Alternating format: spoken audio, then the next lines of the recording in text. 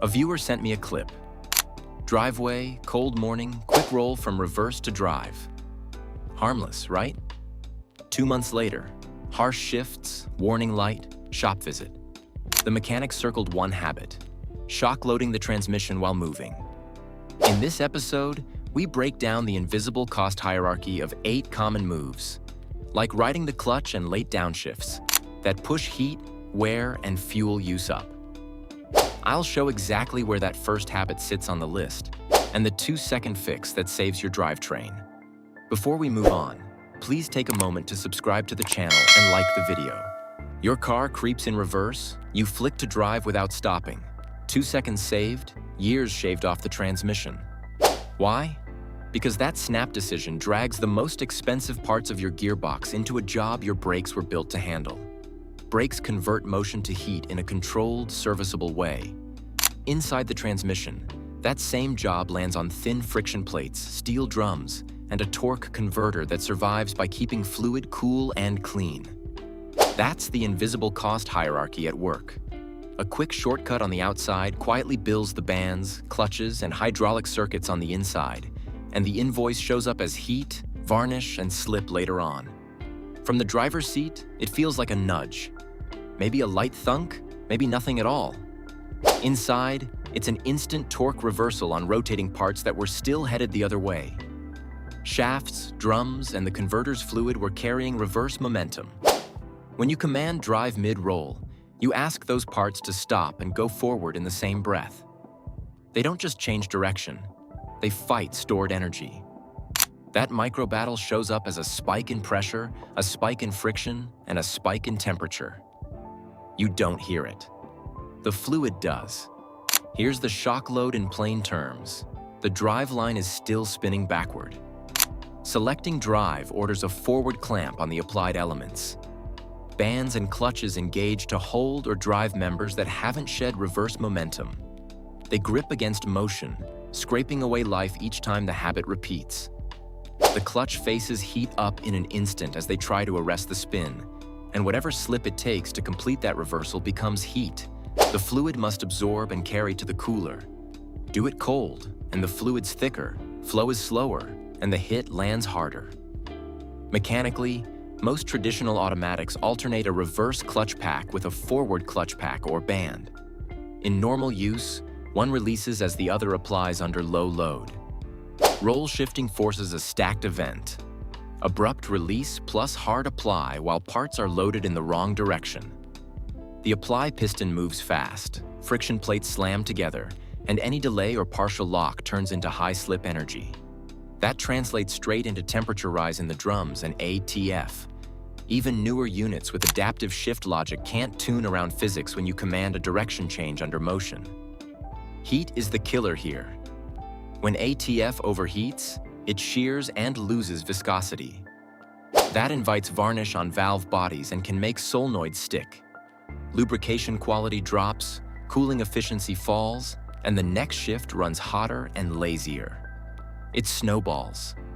A habit that takes seconds can elevate operating temperature above the range designer's plan for daily use, and repeated hits push wear past normal duty. You feel it later as a flare between gears, a delayed engagement, or a sudden thunk that wasn't there last month. Think of a spinning office chair. Yank it to a dead stop, then launch it the other way. The bearings groan even if you can't see damage. The transmission reacts the same way. That driveway clip we mentioned? The small jerk turned into harsher shifts and a warning light weeks later. A scan showed ratio and shift timing faults. Classic signs of clutches losing bite and the system adding pressure to compensate. The fix costs nothing and takes 2 seconds. Come to a complete stop before selecting the opposite direction. Let RPM drop to idle, then shift. That move ranks near the top of the cost ladder, but it's just one rung. Next, we'll stack the rest and sort the habits you didn't think were expensive. Which habit costs more over time?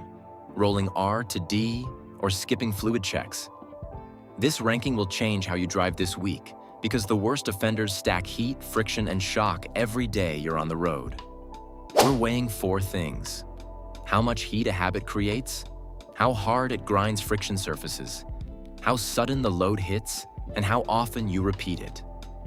When those combine, the bill lands as real repairs.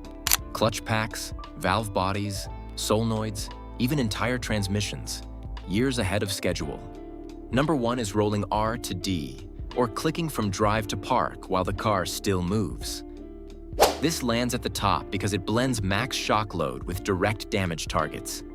In an automatic, bands and clutches take the hit as they clamp while shafts spin the wrong way. Do it parking, and the Powell risks catching a moving gear, chipping teeth, or bending the mechanism. The cost shows up as faster clutch wear, harsher shifts as the computer raises line pressure to compensate, and on the worst days, a Powell that won't hold. Number 2 sits right behind it. Low or burnt transmission fluid. When level drops or fluid cooks, the pump can't feed enough pressure. Cooling falls off, and friction elements slip longer to complete each shift. That slip turns into heat, and heat darkens fluid, lays varnish in tiny passages, and makes solenoids lazy. Keep driving like that, and you invite pump cavitation, a whining note on acceleration, and temperature spikes that push the unit into fail-safe modes. Third is riding the clutch on hill starts if you drive a manual. Holding the car with partial engagement keeps the throwout bearing loaded and the disc half grabbed. That polishes the surface into a glaze, raises hot spots, and cooks the resins that bind the friction material. The fix later isn't cheap. A clutch kit, a pilot bearing, and often a flywheel resurface when you've hammered it enough times. Fourth goes to abrupt late downshifts and constant engine braking abuse. In a manual, mismatched revs pound synchros as they speed match big gaps. In an automatic, a hard throttle stab at low speed forces rapid downshift logic and high-pressure events. Both choices add heat and stress bands or clutches that weren't staged for that load. Over time, you feel notchier engagement in a stick and a hunting, shutter-prone feel in an auto. Fifth is resting your hand on the gear stick in a manual. That casual habit feeds side load into selector forks and keeps synchro hubs under light pressure. Bushings develop play, forks wear pads, and your once slick shift turns notchy, then crunchy under fast changes. It sneaks up on you because it never feels abusive in the moment. Sixth is overloading the vehicle. Extra weight means the torquey converter spends more time slipping off the line and during climbs. That creates steady heat, forces more frequent downshifts, and keeps ATF temps elevated on long drives. Coolers work harder, fluid shears sooner, and fuel economy drops while wear climbs quietly in the background. Seventh is ignoring warning lights and limp mode. Keep driving through faults, and you pile heat onto parts already slipping. What could have been a small seal or sensor turns into smoked clutches and metal in the pan. The longer you push, the more the debris spreads, and the bigger the repair list grows. Eighth is hard launches or revving when cold. Cold fluid is thick and slow to flow, so lubrication and apply timing lag.